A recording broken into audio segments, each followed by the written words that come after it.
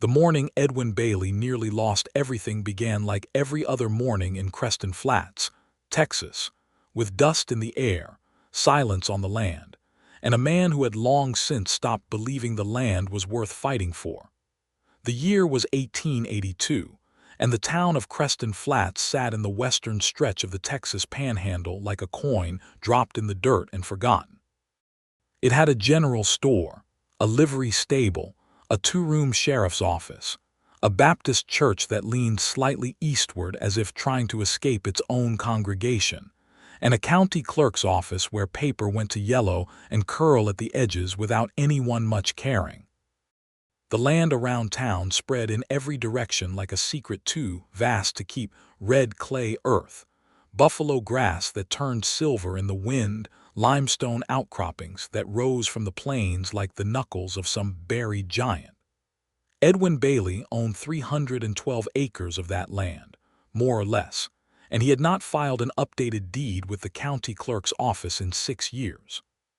He was 34 years old, broad-shouldered, with sun-darkened skin and hands that had known more fence posts than handshakes. His dark hair had threads of early gray at the temples, and his eyes were the particular shade of brown that looked almost amber in strong afternoon light. He wore the same canvas-work trousers and worn leather boots most days, and his hat, a battered brown felt affair with a sweat-stained band, sat low on his forehead, as if trying to hide his expression from the world. He was not an unfriendly man, exactly, but he was a private one, and in Creston Flats, people had long since learned to let him be. He had come into the land through his father, Robert Bailey, who had broken ground on those acres in 1861, 1 year before the war swallowed everything.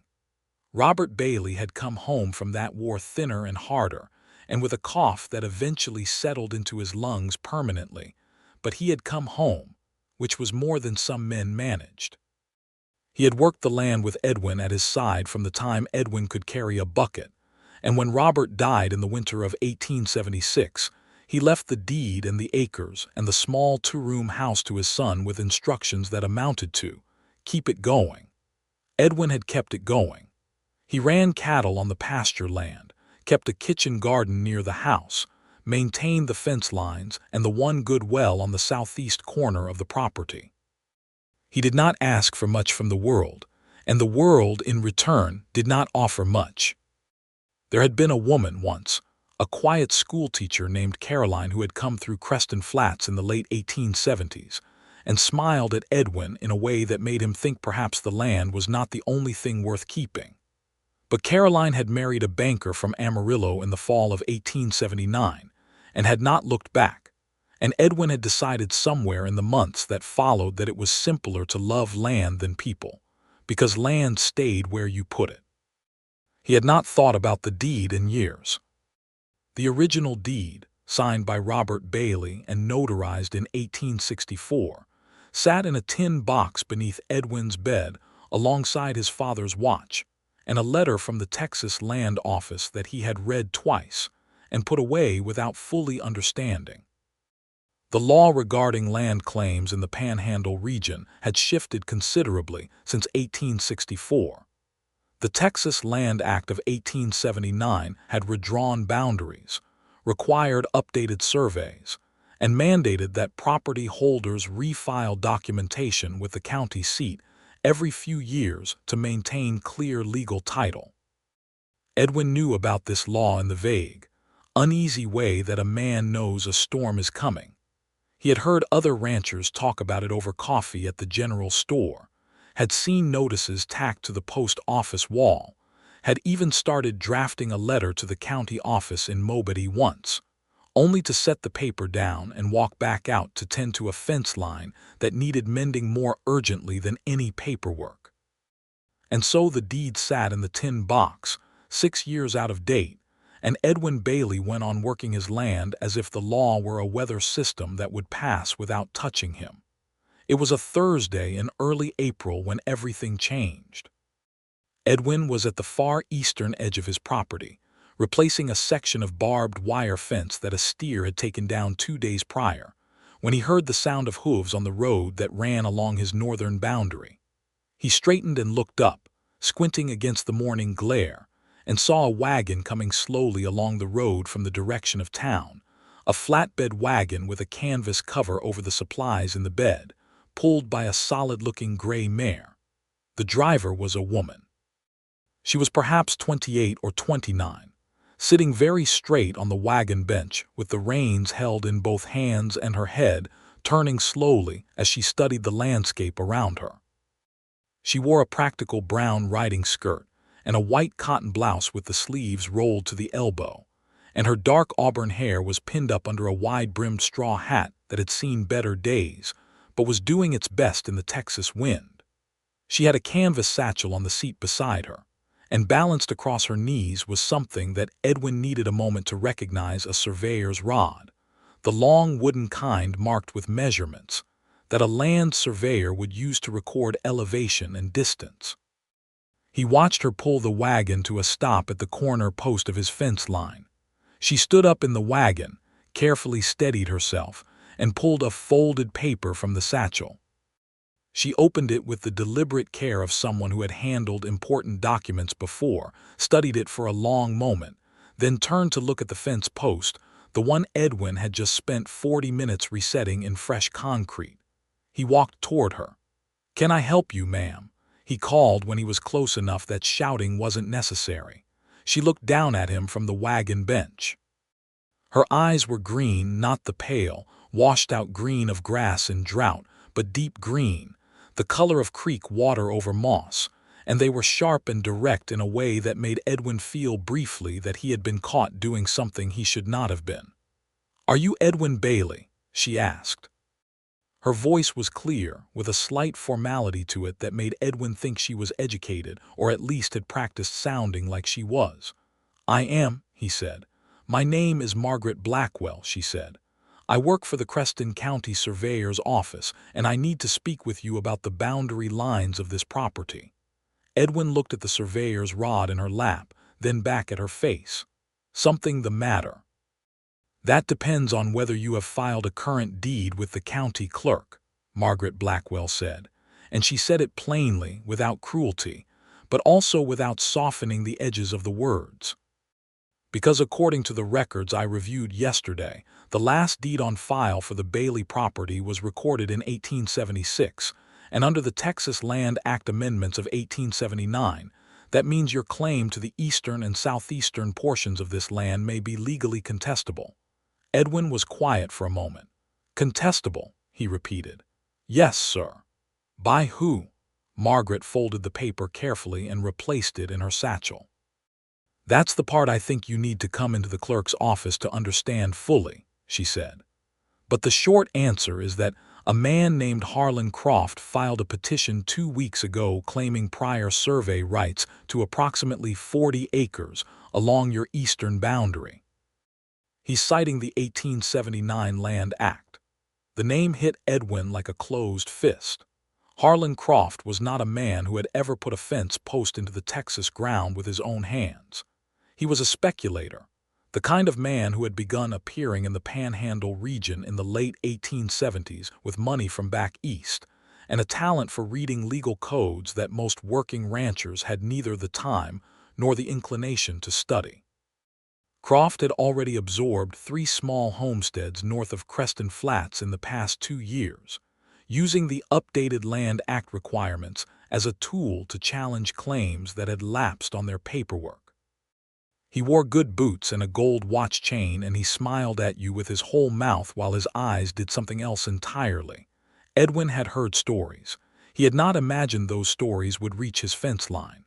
"Those 40 acres are my land," he said, and he was surprised by how steady his own voice was, because the rest of him was not steady at all. "My father built the first structure on this property in 1861. I have the original deed." An original deed from 1861 or 1876 is not sufficient to override a competing petition filed under the 1879 Act, Margaret said, and she climbed down from the wagon as she said it, landing with a firm step in the red clay and facing him directly. She was shorter than she had looked from the wagon bench. She came to about his chin, but she stood with a posture that suggested she was accustomed to not being taken seriously and had made her peace with simply being correct instead. "That's exactly why I came out here this morning, rather than waiting for the clerk's office to handle it by mail. Mr. Bailey, if you want to protect your eastern boundary, you need to file a new deed with an updated survey attached, and you need to do it before Croft's petition hearing, which is scheduled for the 22nd of April. "That's 17 days, Edwin said. "Yes," Margaret said. "That's why I came this morning." He looked at her for a long moment. The wind came across the pasture and lifted the brim of her straw hat, and she caught it with one hand without looking away from him. There was something in her expression that was not quite sympathy. It was more precise than sympathy. It was concern of the practical variety, the kind that did not waste time on comfort but moved directly toward solutions. "You rode all the way out here to warn me," he said slowly. "I drove," she corrected, nodding at the wagon. "Right," he said. "Why?" She was quiet for a moment, and he had the sense that she was deciding how much to say. "Because I have spent the better part of 2 years watching men like Croft use legal technicalities to take land from people who worked it for decades," she said finally. "And because the law, when it is applied correctly, should protect the man who built the fence, not the man who showed up with a document claiming it 6 years later. So I do my job as thoroughly as I can, and part of my job is making sure that landholders know what they need to do before they lose the right to do it." Edwin was quiet again. He was not entirely certain what to make of Margaret Blackwell, but he knew that no one had ever driven a wagon out to his fence line to protect his interests before, and that it was making something unfamiliar move around in his chest. "I suppose I better come into town," he said. "I suppose you better," she agreed. She was back up on the wagon bench before he could offer her a hand, and she turned the gray mare back toward the Creston Flats road with the quiet efficiency of someone who had places to be and intended to be there. Edwin watched the wagon until it was small against the flat horizon, then turned and looked at the fence post he had spent the morning setting. 40 acres. His father had broken ground on that eastern pasture in the spring of 1862. The water table was best on that side of the property. It was where the steer grazed best and where the grass came back strongest after a dry season. Losing it would not just cost him land. It would cost him the ranch's future. He went inside and found the tin box. He arrived at the county clerk's office on Friday morning with the tin box under his arm and his hat in his hand, which was as close to formal as Edwin Bailey ever came. The county clerk's office was a narrow room attached to the back of the courthouse, which was itself a modest sandstone building on Creston Flats Main Street. The room smelled of paper and lamp oil, and the particular staleness of documents that had been breathing the same air for a very long time. Margaret Blackwell was already there. She was standing at the long wooden work table that ran down the center of the room, bent over a large paper spread flat with stone weights at the corners, a survey map of the Bailey property and the surrounding land. She had a pencil in her right hand and a measuring instrument in her left, and she was making small, precise marks along the paper's eastern edge. There were ink stains on the fingers of her right hand, and her hair was pinned up again but less perfectly than it had been on the road, as if she had been here for hours already. She looked up when he came in. "Good morning," she said. "Morning," he said. "You were here early." "I needed to pull the adjacent land records before anyone else came in," she said. "Come look at this." He came around the table and stood beside her, close enough to smell the faint scent of cedar soap that clung to her hair. He fixed his eyes on the survey map. She walked him through it with patient precision. The original Bailey property lines as recorded in the 1864 deed, the adjustments made when Robert Bailey filed in 1876, and then the gap, the 6 years of silence where a new filing should have been made under the 1879 requirements. She showed him Harlan Croft's petition, which claimed that the eastern boundary had never been properly surveyed under the new law's requirements, and that therefore the land in question reverted to unclaimed status subject to new petition. "That's not how it works in a fair reading of the law," Margaret said, tapping the petition document with her pencil eraser. "The act requires refiling, but it does not automatically invalidate existing occupancy. Croft is counting on the fact that the hearing examiner may interpret the act loosely in his favor." "Can he do that?" Edwin asked. "Hearing examiners have done it before," she said. "The act is new enough and the case law thin enough that there is room for creative interpretation." She said the phrase with a slight tightening of her mouth that made it clear what she thought of creative interpretation when applied to someone else's land. "However, if you file a new deed today, with a current survey attached, the claim is much stronger. A properly recorded and surveyed current deed takes legal precedence over a petition for open land." "Then let's file one," Edwin said. "The survey has to be done first," Margaret said. "The deed without a current survey attached is still contestable. I need to physically walk the eastern boundary with you and record the measurements. We can do it today if you're willing." He looked at the map, then at her. "You do the surveying yourself." "I am the surveyor," she said simply. "My father taught me." He was a land surveyor for the state of Texas for 22 years before his eyesight failed him. She said it without any particular challenge in her voice, but there was a readiness to it, the readiness of someone who was used to explaining their own credentials and had decided to make the explanation clean and efficient rather than defensive. "I was appointed to the county position 8 months ago. I am aware that not everyone in Creston Flats is enthusiastic about that fact." "I'm not everyone in Creston Flats," Edwin said. Something shifted in her expression, not much, just a small unlocking around the eyes. "No," she said, "I suppose you're not." They drove out to the Bailey property that afternoon, Margaret with her surveying equipment loaded in the wagon and Edwin riding alongside on his bay horse, Copper. The eastern pasture was golden in the April light, the buffalo grass moving in long, slow waves, and the limestone outcropping on the southeastern corner stood white against the blue sky. Margaret set up her surveying rod at the corner post and began working methodically along the boundary, calling out measurements that Edwin recorded in a field notebook with his large, careful handwriting. He watched her work. She moved with a focused economy, no wasted motion, no hesitation. She knew her instruments the way a carpenter knows his tools, with the unconscious fluency of long practice. She dropped to one knee in the red clay to check a measurement and did not bother to dust herself off when she stood again, which for some reason Edwin found more reassuring than anything she had said in the clerk's office. "Your father taught you well," he said at one point, and he meant it without any condescension, only observation. She glanced at him. "He did," she said. "He also taught me that the best way to honor a man's work is to do the same work well." She was quiet for a moment. "He passed last year, October." "I'm sorry," Edwin said. She nodded, accepting the condolence without making more of it than it was.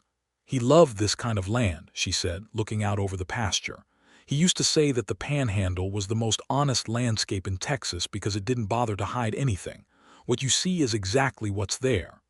Edwin looked out at the flat expanse of red and gold, the enormous sky, the distant brown line of the caprock. "I've always thought the same thing," he said, "though I never put it quite that way." They worked until the late afternoon, moving along the full length of the eastern boundary and down to the southeastern corner. Margaret recorded every measurement twice, checked her calculations, and made clean notations in her surveyor's ledger with a precision that Edwin found he could not look away from entirely, even when he tried to pay attention to something else. When they were done, they sat on the back of her wagon in the fading light, and Margaret spread the completed survey map on the wagon bed between them, the new measurements inked in beside the field notes. The eastern boundary was clear, all 40 acres unambiguously within the original Bailey grant, properly surveyed and documented. "Will it be enough?" Edwin asked. "It will be compelling," Margaret said carefully. "The hearing examiner is a man named Farrow from the county seat in Mobedy. He has ruled against speculative petitions before when the paperwork was solid. Ours will be solid." She paused. "You should also consider getting an attorney to appear with you at the hearing." "I don't know any attorneys," Edwin said. "There's a man named Roy Phelps who practices out of Mobedy. He's handled land cases before and he's not expensive." She had already written the name on a slip of paper, Edwin noticed, and she slid it across the wagon bed toward him. "I wrote to him yesterday and explained the situation. He's willing to take the case." Edwin picked up the slip of paper and looked at it, then looked at her. "You wrote to him yesterday," he said. "I like to be prepared," she said. "You wrote to him before you even knew if I would come in." She met his eyes steadily. "I thought you would come in," she said. "It's your land." He was quiet for a moment. The evening light was turning the limestone outcropping a warm rose gold, and the air had that particular April sweetness to it, when the heat of summer was still a promise rather than a threat. A mourning dove called somewhere in the mesquite scrub along the fence line. "Miss Blackwell," he said, "why are you doing all of this? You could have simply sent me a notice by mail." She looked out at the land for a moment before she answered.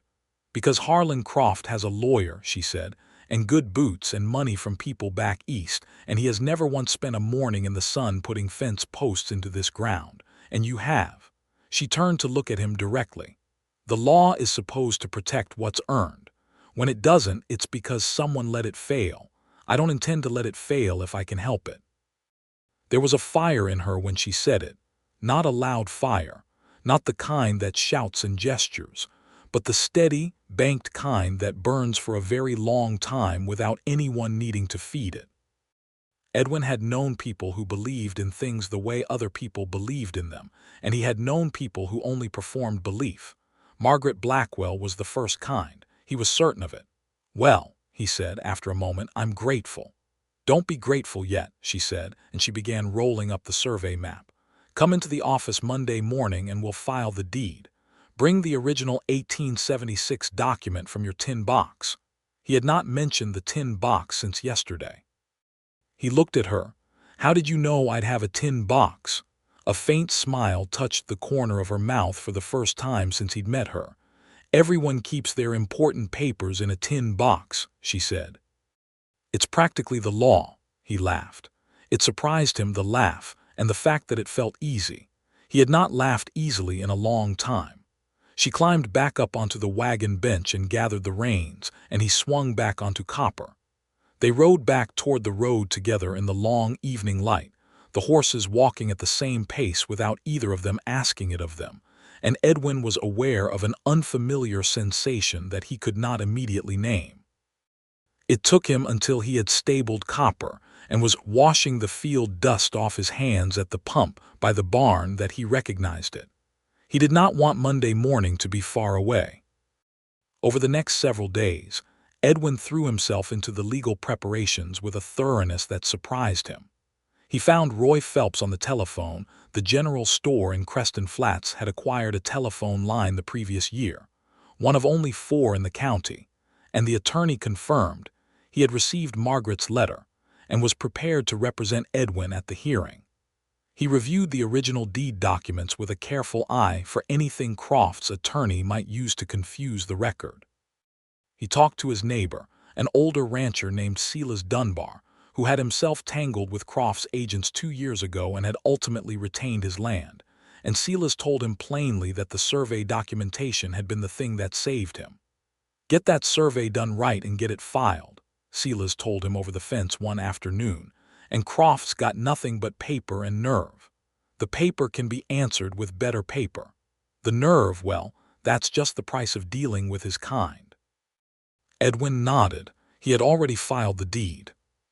He had gone to the county clerk's office on Monday morning with the tin box and the complete survey that Margaret had prepared, and he had stood at the tall counter while she laid out the documents in the correct order, checked each one with her careful eye, and then looked up at him and said, "Pick up the pen." He had. He had signed his name on the new deed with the clean, deliberate strokes of a man who knew exactly what he was signing and why. Margaret had signed as the surveying witness and applied the county office seal, and the new deed had been officially recorded at 9:47 in the morning on Monday, the 10th of April, 1882.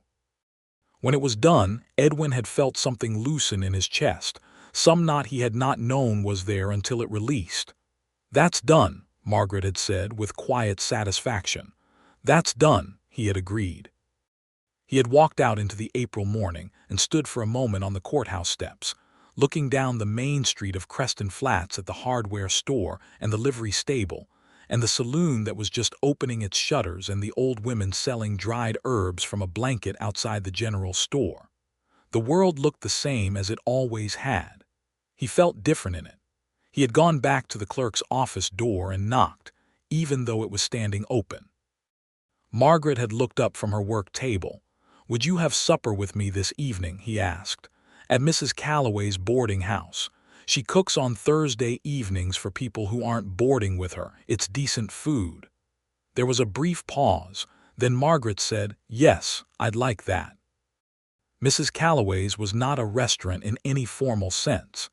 It was a large kitchen and dining room in the front of the boarding house, where the widow Calloway served roast chicken or beef stew to anyone who appeared at 6 o'clock with $1 and decent manners.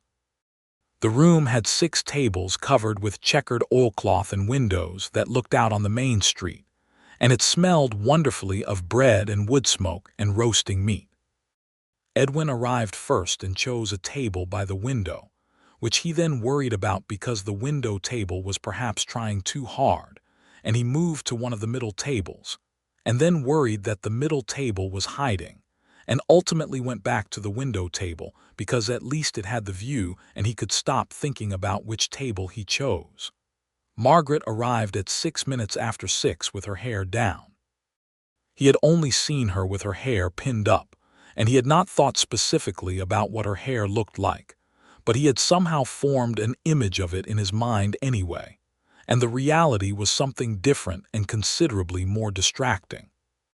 It was dark auburn, thick, and it fell to just past her shoulders in loose waves, and she had pushed it back from her face with a simple comb, and she looked, standing in the doorway of Mrs. Calloway's dining room in a dark green dress that matched her eyes, like someone who had been going through the motions of being merely competent, and had simply decided for this one evening to stop hiding how much else she was. Edwin stood up.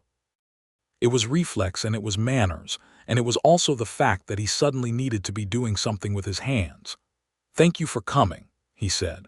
"Thank you for asking," she said, and she sat down across from him and folded her hands on the checkered oilcloth and looked at him directly, the way she always did, and Edwin decided that he had spent too long around people who looked sideways at things. They talked through supper about everything that was not the deed hearing. They talked about her father, Thomas Blackwell, who had moved to the Texas Panhandle in 1867 when Margaret was 13, and who had spent 15 years walking the red clay earth with his surveying equipment, mapping land claims and drawing boundaries, and creating the physical record of who owned what and where. Margaret had gone with him on surveys every summer from the time she was 14, learning the instruments and the mathematics and the particular patience required to do the work right.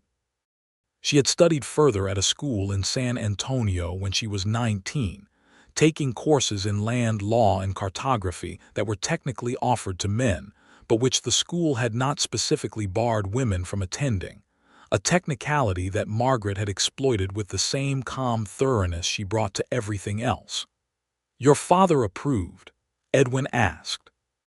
"My father was the one who found the course catalog," she said, with a fondness in her voice that was tinged with the particular sadness of speaking about someone you miss.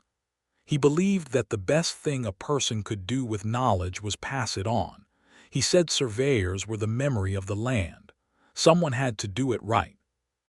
Edwin told her about his own father, about Robert Bailey and the early years on the Panhandle, about a man who had returned from the war with a damaged body and a stubbornness that turned out to be something close to faith that the land would be worth the work, that the work would outlast the man, that what you built with your hands had a permanence that no war and no illness could fully take.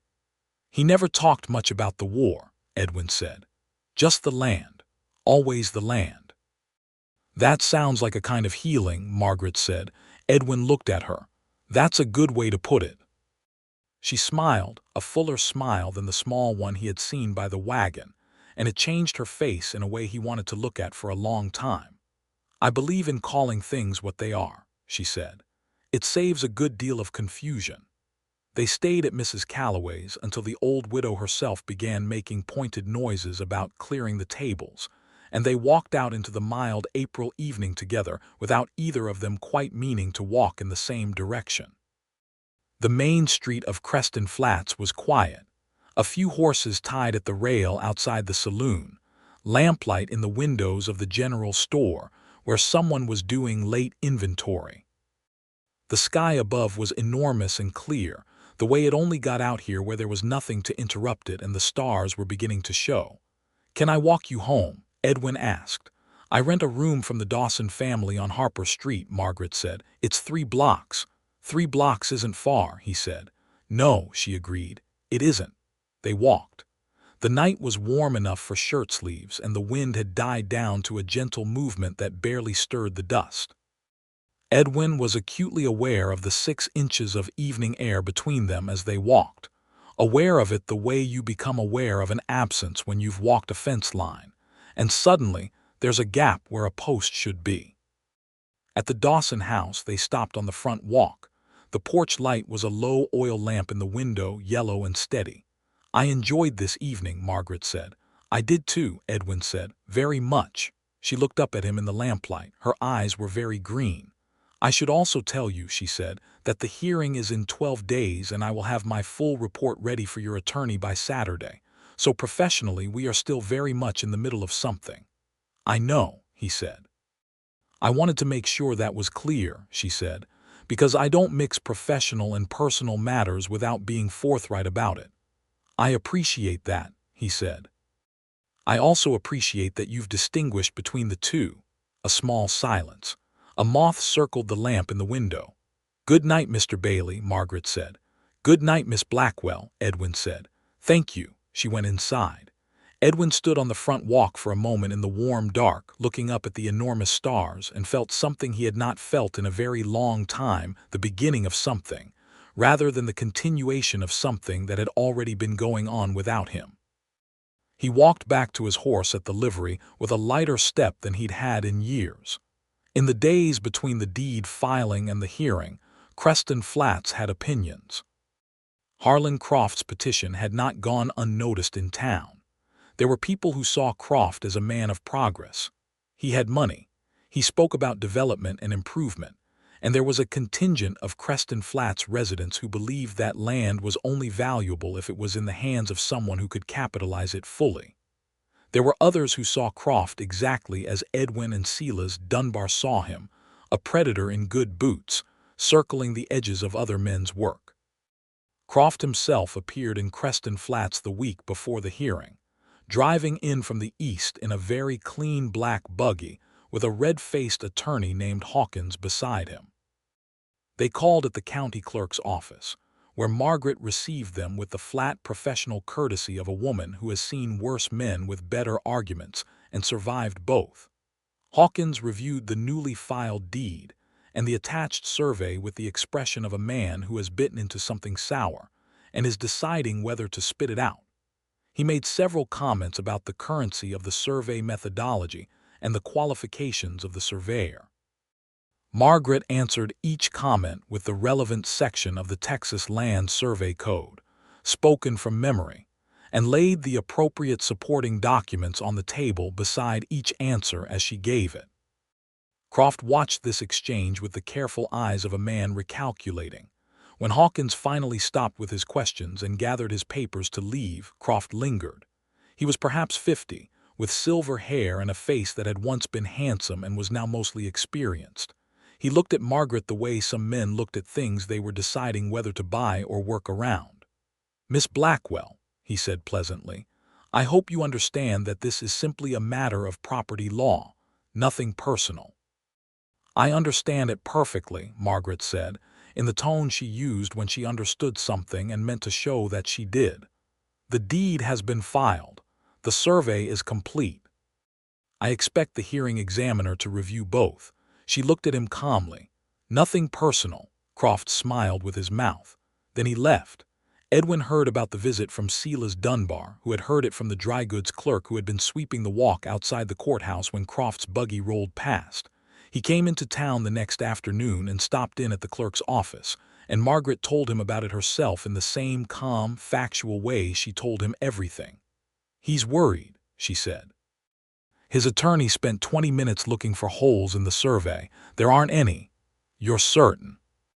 "I surveyed it myself," she said, with a precision that was somehow both humble and absolute. "I checked my calculations twice in the field and again at the table. There are no holes." He believed her completely. He realized that he had believed her from the first morning on the fence line, and that this was not a thing he had decided to do. It had simply been true from the beginning, the way some things about people are true before you have any particular reason to know them. "Thank you," he said. "Again." She looked up from her paperwork. "You keep thanking me. You keep doing things worth thanking you for." A pause. A slight color rose in her cheeks, just the faintest warmth, and she looked back down at her papers. "Have supper with me Friday evening," she said, without looking up. "Mrs. Calloway's again, if you're willing." "I'm willing," he said immediately.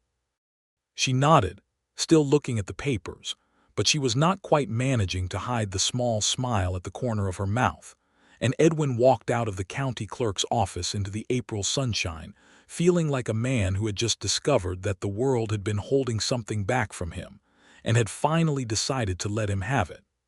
Friday's supper at Mrs. Calloway's lasted longer than Thursday's supper had. They ate and then they talked, and then they ordered coffee and kept talking, and the subjects ranged over an enormous amount of territory.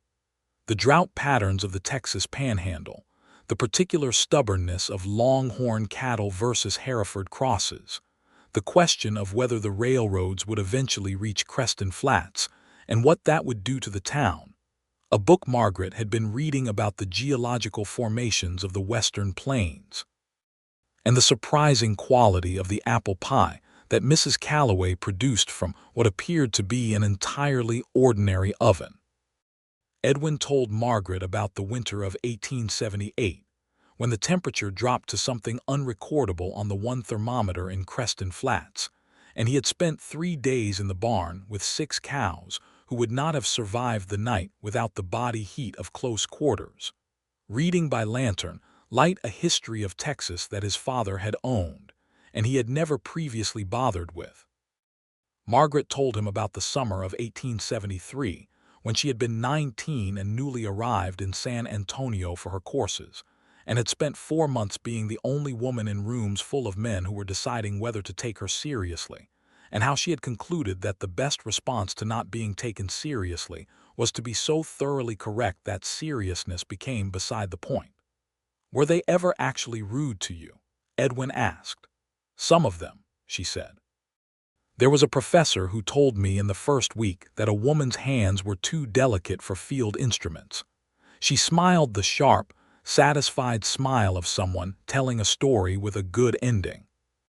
"I showed him my father's surveying journals on my 3rd week, with my own annotation corrections in the margins from when I was 16, and he did not say anything like that again." Edwin laughed.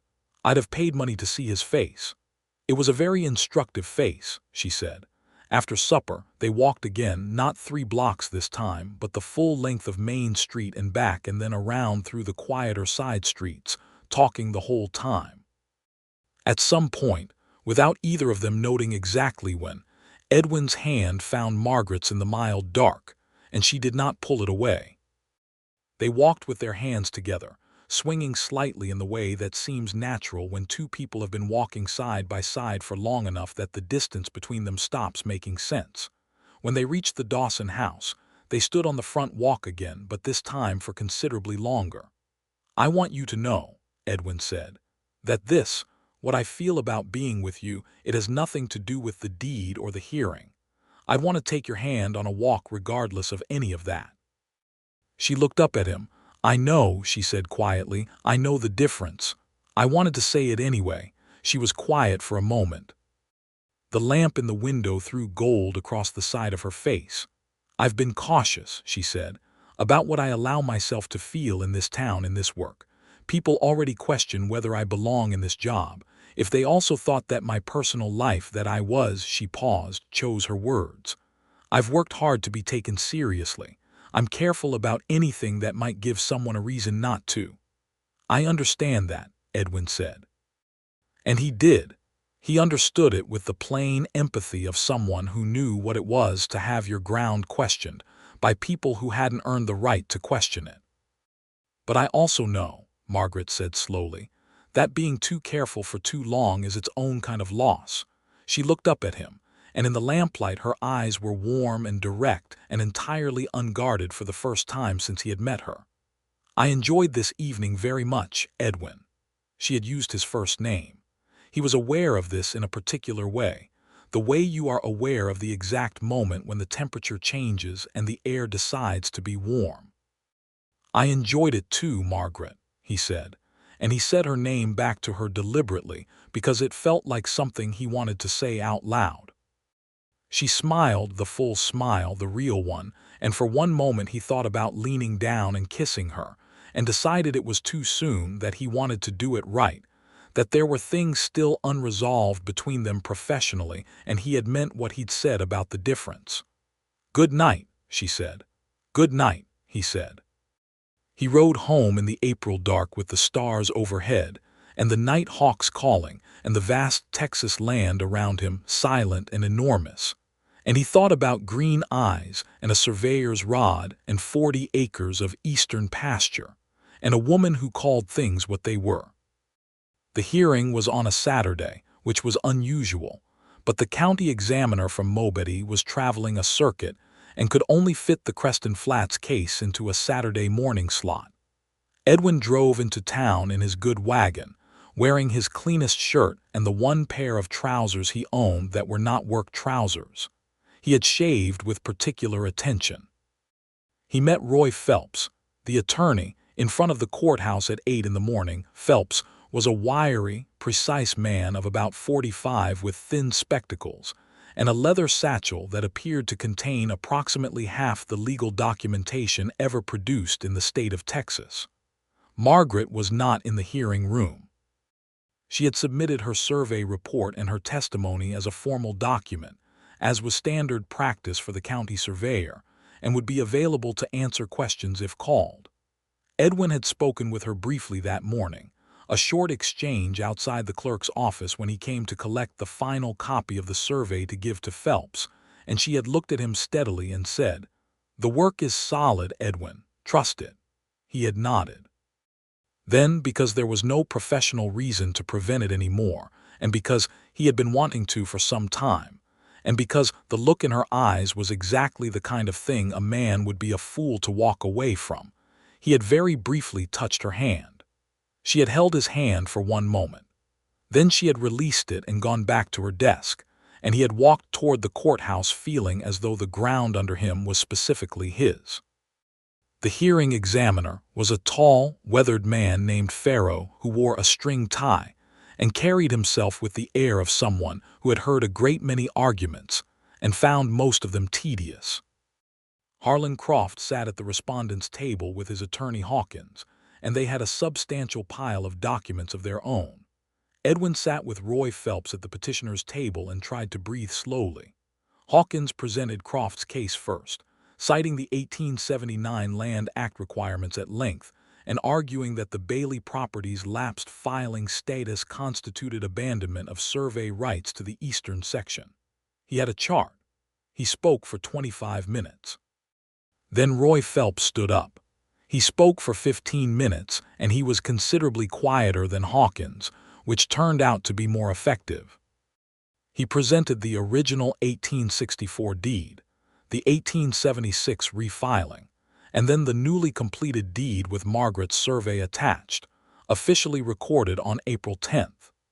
He explained that the 1879 Land Act had been interpreted by 3 prior county courts as establishing a window for refiling rather than an automatic forfeiture of existing occupation rights.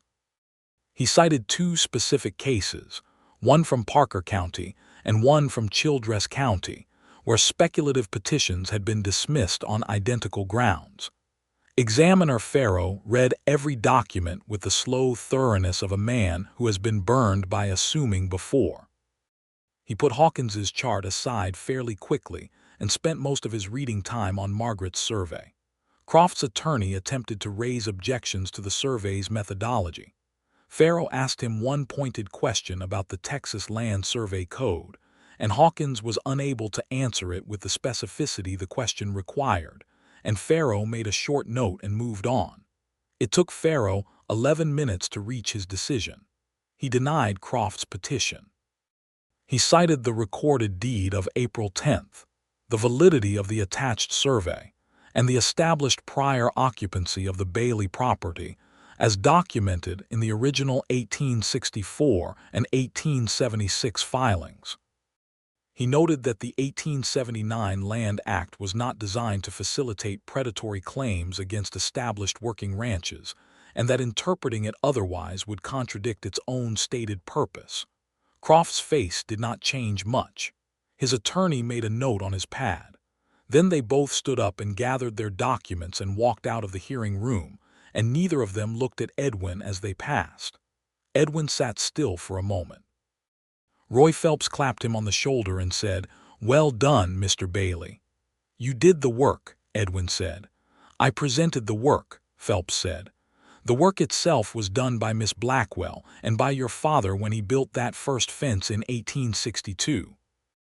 We were just the ones who showed it to the examiner." Edwin walked out of the courthouse into the April sunshine and took the largest breath he had drawn in 17 days. The main street of Creston Flats looked exactly as it always had, and it was his to look at from land that was unambiguously and permanently recorded as his. He went directly to the county clerk's office.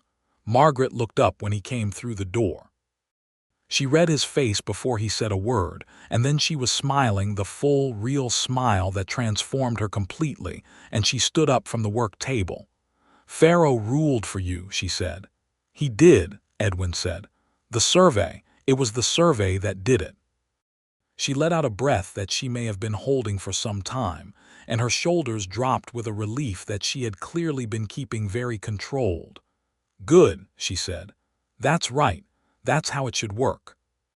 Edwin crossed the room in 3 steps, and before he had entirely decided to do it, he had taken her hand in both of his, and she had not pulled away, and they stood in the county clerk's office in Creston Flats, Texas, on a Saturday morning in April of 1882, with the April light falling through the dusty windows onto the work table full of maps and documents, and Edwin said, "I don't know how to thank you."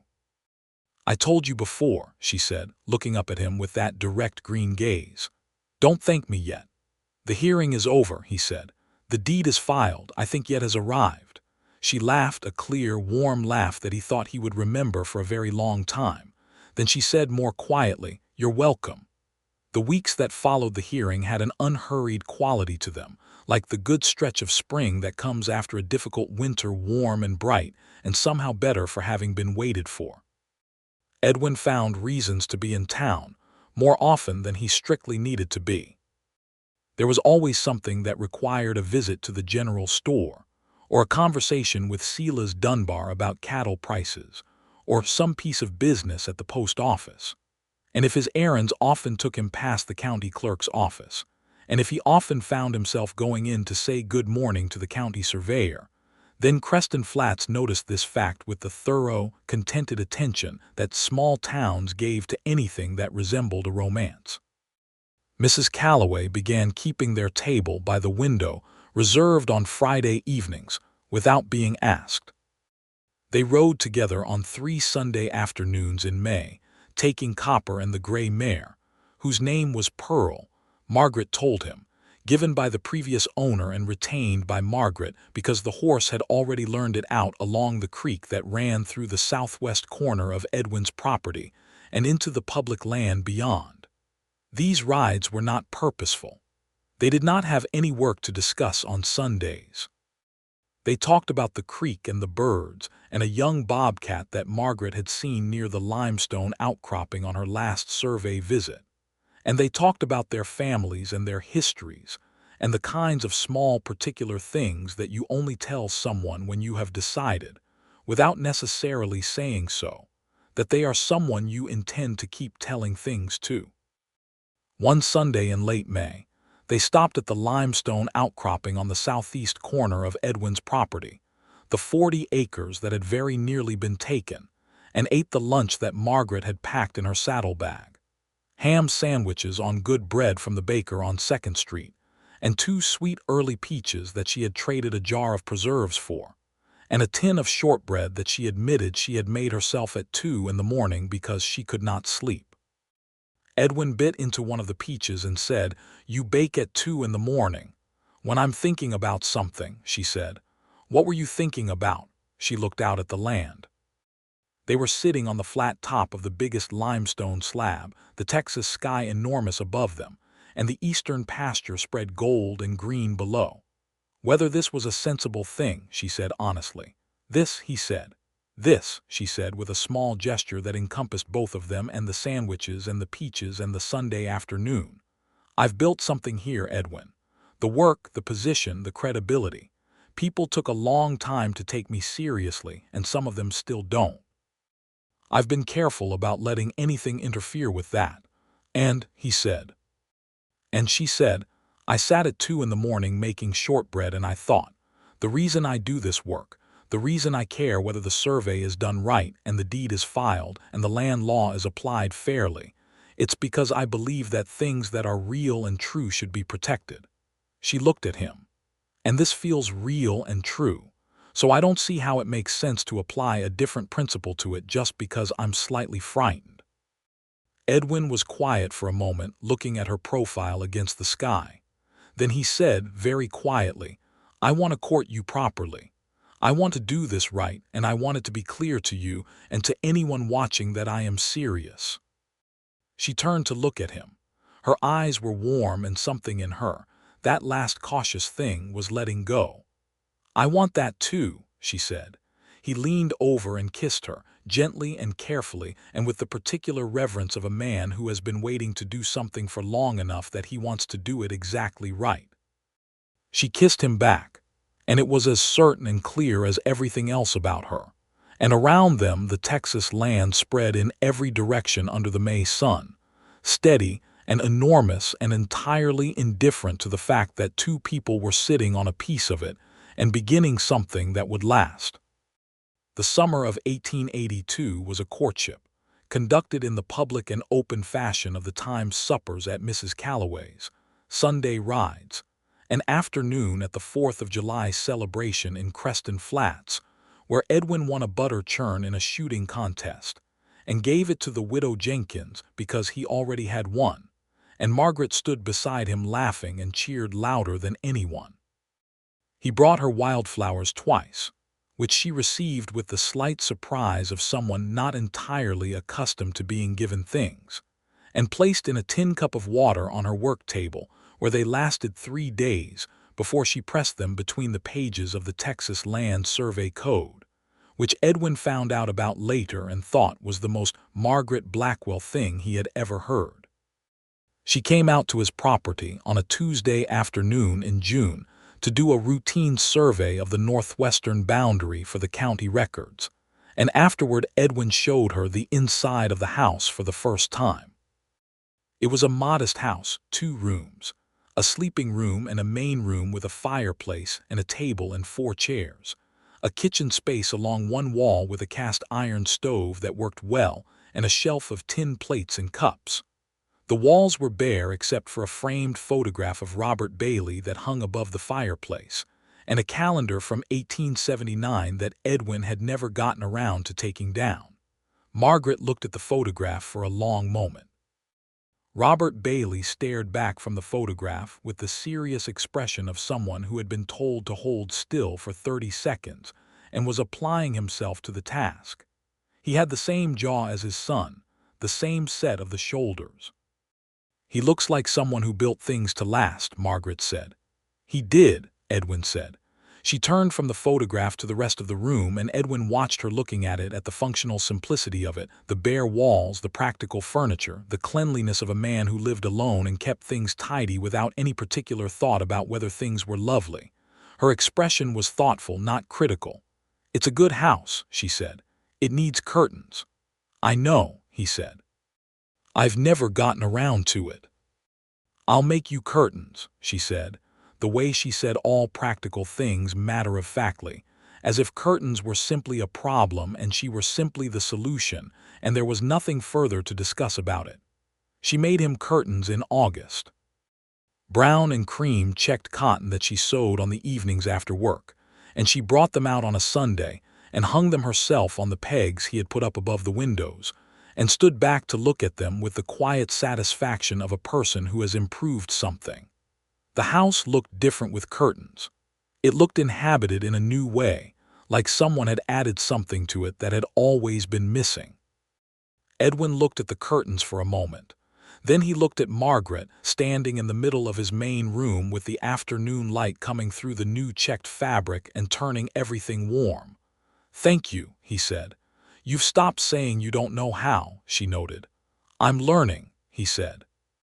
By August, the people of Creston Flats had collectively decided that Edwin Bailey and Margaret Blackwell were a matter of settled fact, and the town had the relaxed satisfaction of watching something take the shape it was clearly meant to have.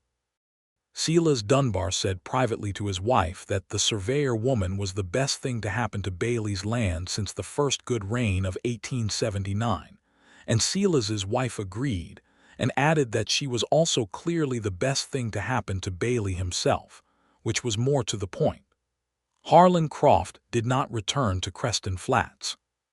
His petition had been denied, and his legal strategy had run into the solid wall of Margaret's survey, and Edwin heard from Roy Phelps in October that Croft had turned his attention to land in a different county, which meant some other rancher would eventually need a good survey and a filed deed. But that was no longer Edwin's particular problem. On a warm Friday evening in early September, Edwin and Margaret sat on the front porch of the Bailey house. Margaret had also suggested a porch bench, which Edwin had built in July from lumber from the Creston Flats mill, and it turned out to be the finest thing he had built since the new well casing. Watching the sun go down over the western pasture in colors that the Texas Panhandle sky specialized in, orange and rose, and a deep amber that matched the grass. The evening air was carrying the first suggestion of fall, that slight sharpness that came after the brutal July and August heat. Edwin had been carrying something around in his shirt pocket for 3 days. He took it out now and held it in his palm. It was a simple gold ring, small, plain, with a single small stone that the jeweler in Mobity had called a green garnet, though Edwin suspected the man had chosen it specifically because it was the color of creek water over moss, and Edwin had spent 5 minutes standing in the jeweler's shop comparing stones to a color he was carrying only in his memory. Margaret looked at the ring in his palm. She was very still for a moment. "Margaret Blackwell," Edwin said. He said it the way he always said her name, with the full weight of it, like it was a thing worth saying in its entirety. "I came very close to losing the most important thing I had before you walked down my fence line with a surveyor's rod. And I've thought a great deal since then about the difference between things that matter and things that only seem to, and about what I want the next 30 years to look like." She was watching him with the full attention look she gave to survey measurements and deed documents, and he understood that this was the look she gave to things she was taking completely seriously. "I want them to look like this," he said, "like Sunday rides and Friday suppers and curtains and conversations that don't have an end. I want them to look like you." He paused. "Will you marry me?" Margaret looked at the ring for one moment more. Then she looked up at him, and all the precision and carefulness and the particular armor of a woman who has spent years being more correct than necessary because she couldn't afford to be anything less. All of it was set aside, and she was just herself, just Margaret, with green eyes and a firm step and a heart that had been waiting, it turned out, for the same kind of thing his had. "Yes," she said. "Edwin, yes." He put the ring on her finger. It fit perfectly. He had measured it against the handle of one of her pencils, which he had borrowed from the clerk's office on what he said was county business. She laughed at that when he told her later, and it was the best laugh yet. They were married in the Creston Flats Baptist Church on a Saturday afternoon in October, when the Panhandle sky was its clearest and deepest blue, and the cottonwood trees along the creek had gone gold. The church leaned slightly eastward, as always, but it was clean and full of the people of Creston Flats, who came in their good clothes with the collective warmth of a community that is genuinely glad to witness something good. Mrs. Calloway wept and was not embarrassed about it. Silas Dunbar shook Edwin's hand for a very long time. Roy Phelps sent a letter of congratulation from Mobity since he could not attend, and Margaret's former professor from San Antonio, the one who had made remarks about women's hands and instruments, sent a wedding gift that was either a genuine change of opinion or an attempt at retroactive dignity. And either way, Margaret set the new measuring compass he sent on her work table where she would use it every day. Margaret walked down the aisle of the Listing Baptist Church in a dress she had made herself from deep green cotton, and Edwin stood at the front in his best shirt and his clean hat held in both hands, and when she reached him, his throat did something complicated that he got under control before anyone noticed, mostly. The Reverend, a patient man named Turner, performed the ceremony with the unhurried gravity appropriate to the occasion. When Edwin said, "I do," his voice was steady, and when Margaret said, "I do," hers was steady too, and they meant every syllable. After the ceremony there was food at the Dunbar Ranch. Silas's wife, a capable woman named Edna who believed that any occasion worth celebrating was worth feeding extensively, had organized a feast that covered 3 tables end to end in the Dunbar yard. Roast beef and corn bread and beans and sweet potato pie and preserves and 2 kinds of cake. There was fiddle music from a trio of musicians that Edwin's neighboring rancher had hired, and dancing on the hard-packed earth of the Dunbar yard under the October stars. Edwin danced badly and Margaret knew it, but danced with him anyway, laughing. And he held her with the careful and deliberate tenderness of a man who is aware that he is holding something that matters enormously and does not intend to be careless with it. They drove home to the Bailey Ranch in the dark. It was Bailey Ranch and not Bailey Blackwell Ranch only because the paperwork would have taken another filing, which Margaret said she would get to eventually, and Edwin said he didn't care what they called it as long as they both lived in it. She had already moved her things into the house the week before, her books, which filled 3 boxes and required 2 extra shelves that Edwin built on the south wall of the main room, her surveying equipment, which was stored neatly in the barn alongside the ranch tools, her father's surveying journals, which went on the highest shelf where they would not be jostled, and which Edwin dusted carefully when he cleaned. The house felt, when they came through the door on their wedding night, completely different from anything it had been before, not simply inhabited, alive. November arrived cold and bright, and they fell into the rhythm of 2 people building a life together with the same thoroughness that each of them brought to their individual work. Margaret continued at the county surveyor's office.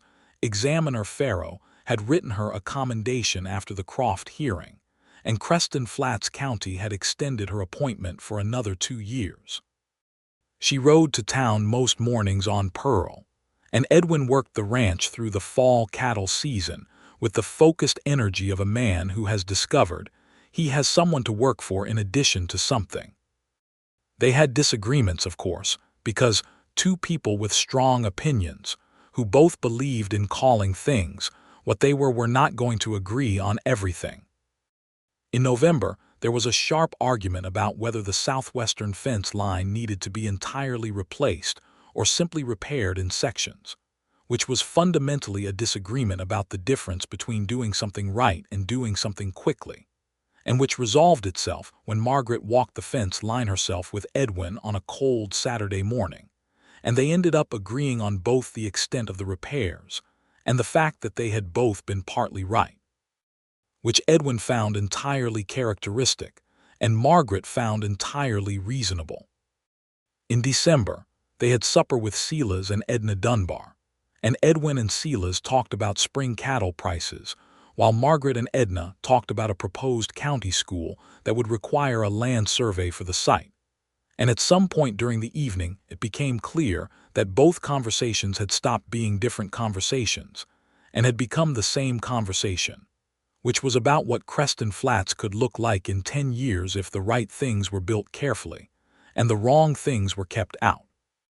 And Edwin looked across the Dunbar kitchen table at his wife, talking about school sites and land grants with the animated precision she brought to all important things, and felt a contentment so complete and solid that it was almost indistinguishable from joy.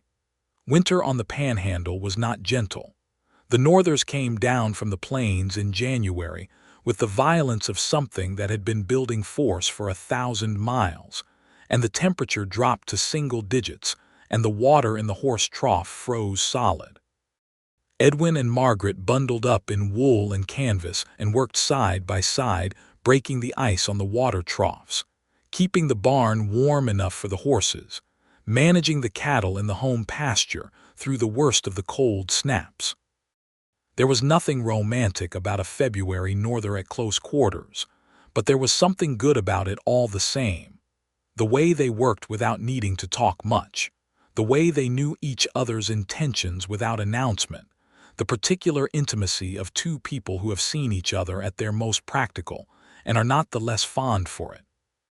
On a cold February night with the wind scouring the plains outside, they sat by the fireplace in the main room after supper, Margaret reading from one of her father's surveying journals and Edwin reading a ranching almanac, and the fire was good and the house was warm and the curtains were drawn against the dark, and Edwin put his almanac down and looked at his wife in the firelight.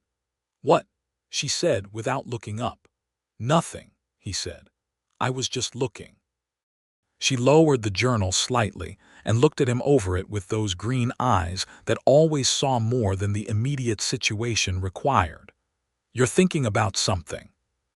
"I was thinking," he said slowly, "that I wasted a long time not doing this." She set the journal down fully. "Doing what?" "This," he said. "Being here like this. Wanting the house to be warm because someone else is in it." He looked at the fireplace for a moment. "I thought after Caroline left that it was simpler not to want anything that could leave." "Caroline," she said, and there was no jealousy in her voice, only interest, the interest of a woman who wants to understand the full record, the way she wanted the complete survey of a property rather than just the general outline. He told her about Caroline briefly and honestly, and Margaret listened with the full attention she gave everything. "She wasn't wrong to choose what she chose," Edwin said, "and I wasn't wrong to be hurt by it, but I made it mean something it didn't mean. I made it mean that it was safer not to try." He looked at her. "And then you drove a wagon up to my fence line and argued about the 1879 Land Act, and apparently that was all it took." She smiled. "You have a very romantic definition of courtship." "I think I do," he agreed. She moved from her chair to the bench beside him, and he put his arm around her shoulders, and they sat like that with the fire burning down and the wind outside, and the Texas winter doing its worst against the walls of the Bailey house while the Bailey house held. Spring came back the way it always did in the Panhandle, sudden and extravagant, the grass greening practically overnight, the meadowlarks returning, the sky going back to that particular blue that was only possible at this altitude and in this amount of light. The eastern pasture came back as lush as ever, the buffalo grass thick and good, the limestone outcropping white against the green like the beginning of a sentence that the land was always in the middle of saying. Margaret was 3 months along by the time the bluebonnets came up along the creek. She told him on a Sunday morning while they were doing the breakfast dishes side by side at the basin, and Edwin set down the tin plate he was drying and stood very still for a moment, and then turned to look at her with an expression that she said later was the most completely unguarded thing she had ever seen on his face. "Are you certain?" he said. "I'm a surveyor," she said. "I'm certain of measurements." He put his hands on either side of her face very carefully, and she laughed at the carefulness, and he said, "You're not a measurement." "No," she said, "I'm not. Come here." He held her for a long time in the Bailey kitchen with the April light coming through the checked curtains. That spring and summer were the best of Edwin's life, which was something he acknowledged privately and without embarrassment, because the best of a life should be acknowledged when it is happening rather than only in retrospect. He worked the ranch with a new energy. Margaret continued her survey work through May and into June, riding Pearl to town with the easy confidence of a woman who was comfortable with what she carried, and what she carried was, among other things, the future. She reduced her town days in July when the heat made the long rides tiring, and the county examiner, with the good sense that had made him a reasonable man to deal with, arranged for her to do more of the documentation work from home.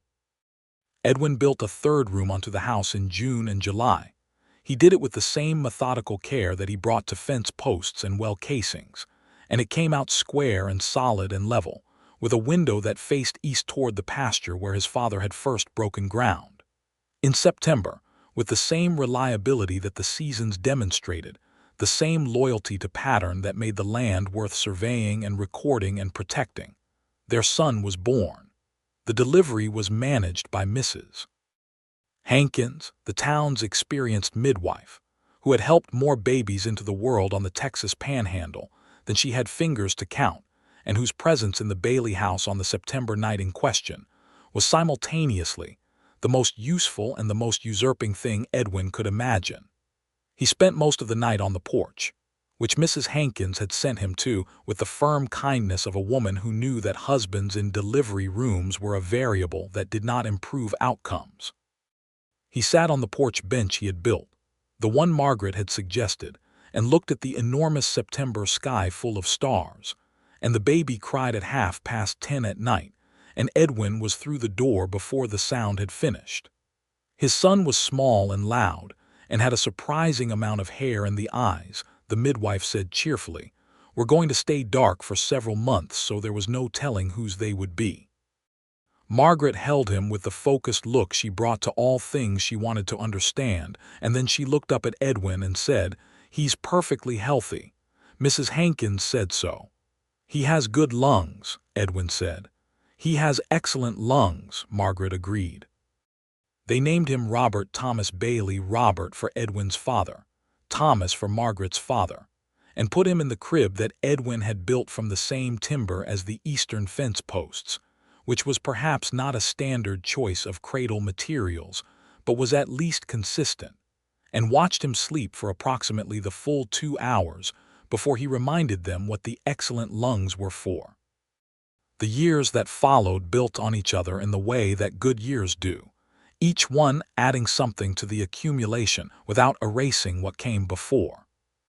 Robert Bailey grew into a solidly built, curious boy who had his mother's precise attention and his father's ease with physical work and both of their stubbornness, which was either a double inheritance or a warning. In the spring of 1884, when Robert was 18 months old and walking with the determined confidence of someone who had recently discovered locomotion and intended to use it extensively, Margaret received a letter from the State Land Office in Austin asking if she would be willing to train 2 new county surveyors in the northern Panhandle region. It was a formal acknowledgement in the language of bureaucracy, but acknowledgement nonetheless that the work she had done in Creston Flats County was regarded as exemplary. She read the letter at the breakfast table and put it down and said, "Well," Edwin watched her face. "Well," he said, "they want me to train 2 new surveyors," she said. "In Tascosa and one other location. It would mean travel." "It would mean recognition," Edwin said. She looked at him. "The travel would be inconvenient." "It would," he said, "but your father spent 22 years making sure the right people knew where the boundaries were. It sounds like you've got the next 22 to do the same thing." She looked at the letter again and then at Robert, who was at this moment attempting to put a piece of corn bread into a tin cup with the intense focus of a very small engineer. Then she looked at Edwin. "We could manage the travel," she said. "We can manage anything," he said, "if we plan it right." She accepted the commission. That autumn, she trained the first of the two new surveyors, a young man named Garrett from Tascosa, who arrived with textbook knowledge and no field experience, and left 3 weeks later with both, having been walked across approximately 40 miles of Panhandle terrain by a woman who explained every measurement twice and required him to repeat the relevant code section before she would record any finding. Garrett later wrote in a letter to the State Land Office that she was the most demanding and thorough teacher he had encountered, which he intended as high praise and which was accurately received. In the early months of 1885, Margaret was expecting their second child, and this time Edwin did not spend the delivery on the porch. Mrs. Hankins had revised her opinion of husbands in delivery rooms after several years of evidence, and allowed Edwin to be present, which he was, in the corner, being as useful as a large calm man in a corner can be, which is mostly very still and very quiet and available for hand-holding when called upon. Their daughter arrived on a March morning with the spring wind coming through the window and the meadowlarks starting up in the creek-bottom trees. She was smaller than Robert had been and had her mother's green eyes from the first week, which was unusual, and Margaret said with her characteristic precision, "Well, that makes identification simple." They named her Clara Jane Bailey, after no one in particular, because they had used the important names, and also because Clara, Edwin said, was simply the right name for her, and Margaret agreed that sometimes a name was just correct on its own terms. The Bailey family occupied the expanded house with the comfortable density of people who have filled a space so thoroughly that it has stopped being just a house and become specifically their house. The shelves in the main room held Margaret's books and the surveying journals and Edwin's almanacs, and 3 years of Robert's drawings, and an increasing number of the small stones and interesting sticks that Robert brought in from the yard and placed on surfaces, as if conducting an installation of personal significance. Clara occupied the east room that Edwin had built, and it was a good room with a window that caught the morning light, and Edwin thought of his father every time he went past it. By the summer of 1886, Edwin had expanded the cattle operation to include a small herd of Hereford crosses, the breed that Margaret had mentioned at their very first supper at Mrs. Calloway's in passing, as the more practical choice for the Panhandle grass, and the ranch was doing well enough that he hired a young hand named Eli, who was 18 and came from a family who'd lost their own homestead up north to one of the predatory land petitions that Margaret had spent years fighting. Eli was a good worker and a fast learner, and he was deeply grateful for the work in a way that he showed through reliability rather than words, which Edwin respected entirely. Edwin showed Eli the property boundaries on Eli's first day of work, all 312 acres, including the eastern pasture, and told him the story of the deed and the survey and the hearing of April 1882. Eli listened carefully. "The county surveyor saved your land," he said. "She did," Edwin said, "and then I married her, which she might argue was a separate decision." Eli grinned. "Was it?" Edwin thought about this. "Not really," he said.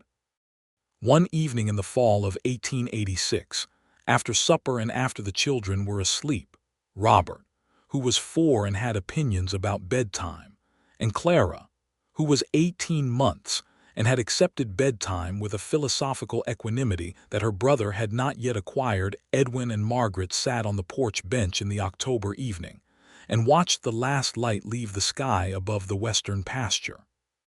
Margaret had a cup of coffee in her hands and her feet were up on the porch rail and her hair was down, which was how she wore it in the evenings at home, and she was looking at the land with the particular look she gave it, a professional's admiration combined with something older and quieter, the look of someone who knows the exact measurements of a thing and finds the thing no less beautiful for knowing them. "Examiner Farrow is retiring," she said. "He wrote to tell me. He's recommending me for his position." Edwin looked at her. "The county examiner position." "Yes. Will you take it?" She looked at the sky. "It would mean less field work, more administrative oversight. I would still do surveys, but I would also review other surveyors' work." She paused. "It would be a significant position. There has not been a woman in a county examiner's position in this part of Texas." "There has not been a woman doing most of what you've done," Edwin said. "No," she agreed. "What do you want to do?" She looked at him.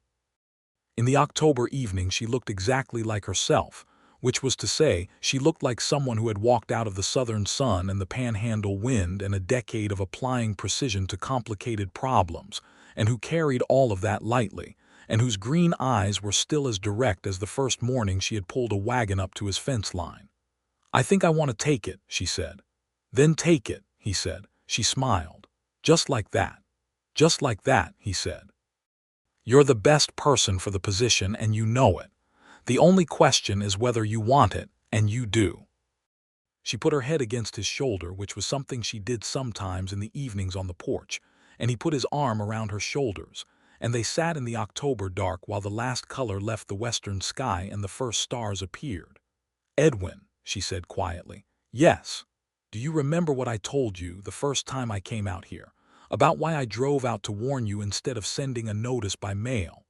You said the law should protect the man who built the fence," he said. "Not the man who showed up with a document claiming it 6 years later." "Yes," she said. "I still believe that." "I know you do," he said. "That's why Creston Flats County is lucky to have you." She was quiet for a moment. Then, "That's why I'm lucky to have this," she said. And she meant the land and the house and the children asleep inside and the eastern pasture and the limestone outcropping and all the acres that were surveyed and properly recorded and entirely theirs. And she also meant him. And she did not need to say any of that specifically because she had always been someone who called things what they were, and he had always been someone who listened when she did. Margaret Blackwell Bailey was appointed county examiner for Creston Flats County in the spring of 1887, the first woman to hold such a position in that region of Texas. The Mobile Telegram ran a short notice, written by an editor who had enough sense to make it accurate and enough social awareness to know that accuracy in this case was also the more interesting story. There were people in Creston Flats who had opinions about the appointment, as there had been people in Creston Flats who had opinions about everything Margaret had done since she arrived 8 months before Edwin had ever seen her from a fence line. She dealt with these opinions the way she had always dealt with them, by being correct and thorough and unintimidated, and by filing everything properly. Silas Dunbar said at the general store that it was about time, and then said he could have predicted it from the day she marched into the county clerk's office with a survey that shut down Harlan Croft's petition in 11 minutes. And Silas's wife, Edna, said that she had predicted it from the day she watched Margaret Bailey Blackwell at the time stand at the Dunbar yard on the 4th of July and cheer Edwin's butter-churn victory with more genuine enthusiasm than anyone else in attendance. And that a woman who cheered like that was a woman who meant everything she did fully and without reservation. The summer of 1887 was the warmest in several years, and the Bailey Ranch weathered it with the solid steadiness that Edwin had built into every fence post and every well casing and every acre of it: good water, good pasture, good cattle, good land. Eli had turned out to be an indispensable hand, and had also, over the previous winter, begun paying careful court to the blacksmith's daughter on 2nd Street, a development that Edwin watched with the quiet affection of someone who recognized the beginning of something. In August, Edwin walked the full perimeter of his property alone on a Sunday morning while Margaret was at her desk in the main room reviewing a survey report. Robert was in the yard investigating a line of ants with the focused curiosity of a child who will eventually either be a naturalist or a nuisance, and Clara was asleep. He walked the eastern fence line, the one he had been repairing on that April morning 5 years ago when a wagon with a gray mare and a woman with a surveyor's rod had come down the road and changed the direction of everything. The fence was solid, new posts in the sections he had replaced that spring, the barbed wire clean and taut. The eastern pasture was green and full, the limestone outcropping white in the morning sun, the grass moving in the easy August wind. He stopped at the southeastern corner post, the one nearest the limestone, the one that had anchored the corner of the disputed boundary, and stood with his hands in his pockets, and his hat pushed back and looked at the land his father had broken in 1861, and that was now filed, surveyed, recorded, and unambiguously his. He thought about the 6 years he had let the deed lapse, the quiet assumption that things left alone would remain what they were, the near miss of April 1882. He thought about a woman who had not waited for him to figure it out on his own, but had driven out to his fence line to make sure he understood what was at stake and what could be done about it. He thought about what it meant to be found. Not rescued, Margaret would have objected to that word, and she would have been right to. Found. Seen clearly from the outside and offered the information you needed to do what you already had it in you to do. He walked back to the house. Margaret was still at her desk, her auburn hair bright in the morning light from the window, her pencil moving in that precise, focused way across the survey notes in front of her. Clara had woken up and was in the high chair by the wall playing with a wooden spoon and a tin cup, which was generating a remarkable amount of percussion for such a small person.